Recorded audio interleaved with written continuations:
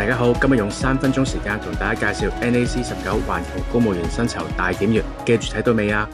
同一個禮拜，香港公務員加2%人工，美國文官凍薪，日本就加咗34年嚟嘅最大一次。3個政府，3個決定，究竟邊個啱呢？如果你考緊 AO、EO 呢一條片，好可能就係你面試面對嗰日嘅生死題。大家好，我係 Mike， 我喺政府裏面做咗12年，坐過喺面試台嘅另外一邊。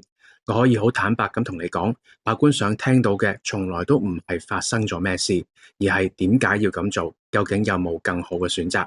當你淨係識背香港嘅新聞嘅時候，呢一層你係永遠答唔到㗎。所以今個禮拜我哋介紹 NAC19同 NAC 整個系列，我哋會一口氣睇晒11個地方，問一條問題啫。2026年一個公務員究竟值幾多錢？邊個話事嘅呢？香港劃一加2%，但薪酬趨勢調查話高層嘅指標其實應該係4.12，政府揀咗審慎，每年60億買一個穩字。仲有一單更深遠，10月開始第一批職系入面表現包尾嗰5%，增薪點無厘粉，鐵飯碗第一次正式同表現掛鈎。再放眼世界，美國軍人加5至7個百分點，文官就凍薪。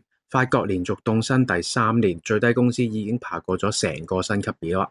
加拿大政府開價每年唔夠1%，工會直接拉倒。日本34年嚟最大加幅，新加坡成個城市等緊一個花紅數字。